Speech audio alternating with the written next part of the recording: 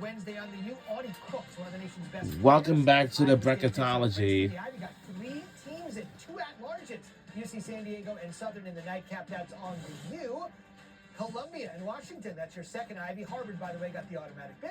High Point, William and Mary, those 2 games on ESPN2 on the road to the women's Final Four in Tampa.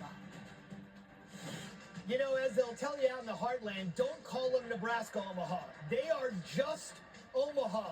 And they are the Summit League champions, a win over St. Thomas, which is a story in and of itself, which we'll get to, which allowed them to hoist that trophy and make their first ever NCAA tournament appearance. And we are joined by their head coach, Chris Crutchfield. It is great to have you here. I know it's an amazing week for you. Let's start at the beginning, literally, for you. This was a Division II program. You played for this program. You sweated for it. Now you coached it. What does it mean for you to have this program, your program, at its all-time greatest heights? Well, this was the plan coming in, and it's even special because you're an alumni and you went to school here, and this school played a huge part in who I am today. So you want to give something back, and we took this thing over 3 years ago, and really, the plan was to try to get it into the NCAA tournament in year 3 or year 4. We had no idea, what it was going to take, but that was the plan. And we couldn't be more excited right now here for the university, for the city of Omaha, and in our basketball program to be on this platform that we have right now. All right, taking out the fact that you will be playing in your first tournament game ever, just excluding that, what's been the most satisfying part of the journey? Really watching our kids come together there about around Christmas time and kind of figure it out, man. Because we wasn't playing very good. We was 4-9 at that time and just had nothing going. We had no excitement, no energy. We had talent. We knew we had the pieces. We just had to put it together. So we made some changes to some lineup, kind of redefined some guys' roles, and that changed the whole deal. And I think we won 18 of our next 21 games. After that. You're not just a great head coach, you are a professional seguer, because you are taking me right where we want to go here. On that aforementioned date, as I'm sure you know, but maybe the country is just finding out, so be as expansive as you want here. On that date, you're 4-9, and one of your assistants, I'm just going to say, laid waste to a wastebasket, and everything changed. I see you're laughing. Tell us what happened here. I think a lot of people are not aware of this. Well, exactly what I said. We was down. We was 4-9. I think we came off of a loss to Iowa State, where we got beat pretty bad, and they was number 3 in the country. And we was going into our Cal Poly game right before Christmas break, and Coach Brown, our associate head coach, Kyan Brown, walked in the locker room, and it was dead. It was flat and no excitement. So he kicked the garbage can to try to get the guys excited, and he told them, if the trash can is here when I get back, I'm going to kick it again. And we won the game against Cal Poly. And the players kind of provoked this because once he got in the locker room, they was like, Coach, what about the garbage can? You said you was going to kick it again. And he went to kicking the garbage can, and it turned into a major celebration. And he kept doing it after that. And one of our SIDs was able to capture it on video, and he posted it on social media. And it went crazy after that. And then, it turned into an unbelievable deal because it went viral on social media. And then athletic department created a promotional deal with popcorn. And before you know it, man, we had AEW wrestlers in our locker room, and the People's Elbow became famous again. And it was unbelievable. The Rock popularized it. You brought it back. I should note, by the way, February 1st, you guys had a fans bring your own can promotion. It was your highest attendance of the season, so it must be working in some way. Last couple of things for you. You got into the tournament because you played St. Thomas in the title game. We showed that right before you came on, but they were transitioning to Division I, so they weren't eligible to make it. So what was the feeling? It was sort of anticlimactic, I would assume, that you were in the tournament before you played in your conference title game. How did you handle that with the guys?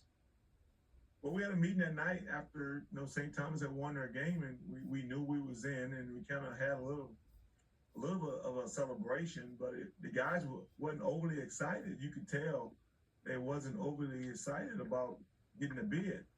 And we kind of had a conversation about, let's make sure we don't have an asterisk by our name going into this tournament. We want to go win it outright. We want to cut down the nets and do it right. And they was all motivated to do it. And they came out motivated to play against St. Thomas and played a good game. We played 3 good games up there in the conference tournament. And I couldn't be more proud of those guys for being able to do that. Because you always worry about what you're going to get once you're already in the tournament.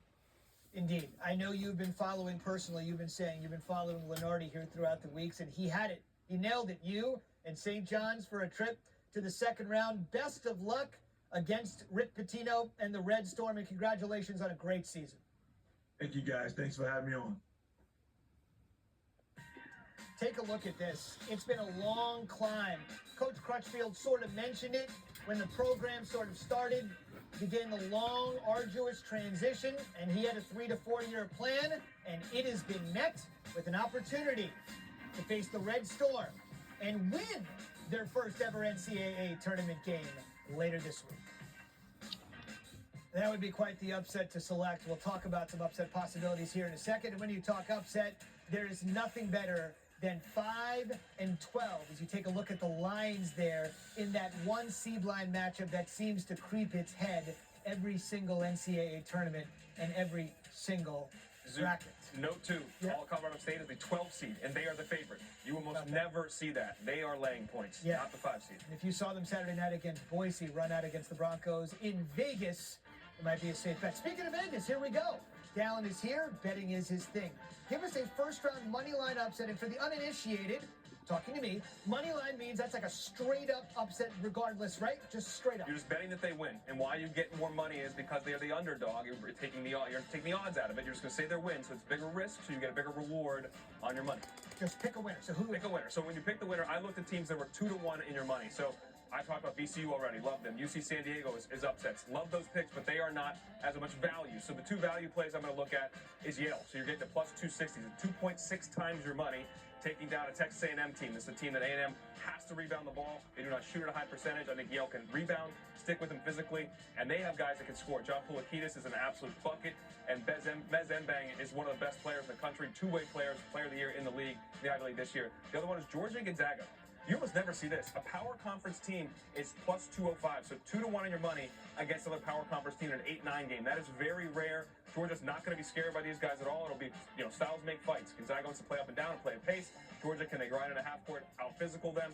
I think that's worth rolling the dice here because I'm going to say beat Florida, they beat Kentucky. This Georgia team's beat good teams. They won on the road to Texas when they had to win. I think that's a good play relative to the value you're looking for. You don't usually see a power conference team getting that type of number in the first round. Let's go a little macro. Let's just look at the bracket holistically and just give us from a regional perspective, each of the 4 regions, the best value play there. Here we were looking at least 5 to 1 to get to the Final Four. So we talked already about BYU, that BYU VCU game. I think whoever wins that game can make a very deep run. And at BYU at 20 to 1, that's a heck of a price to kind of roll that out there. Again, we talked about Alabama and Grant Nelson. If he is injured in that number 2 spot, in that region, I think that really affects that region. Talked about Duke and Arizona at the top. If Duke goes out early, I think that matchup with Arizona, BYU could be pretty interesting.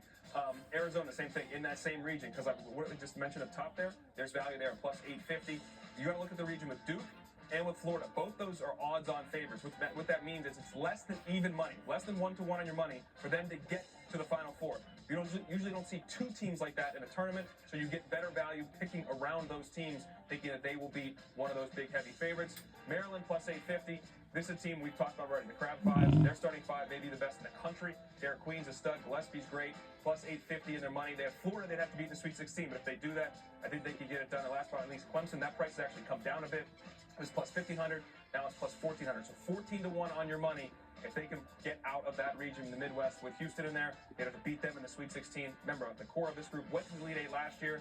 This team may be better, maybe deeper, very well coached by Brad Brownell. Worth a little sprinkle, Zoo. Almost worth a little sprinkle of cash. Great stuff. All week long, ESPN Bet Live, all over the app. We got you covered from ante to taking it to the window and getting your finish. On the way, Mysterious Wheel, definitive answers. the most pressing questions, and the guys deliver the goods next on Bracketology.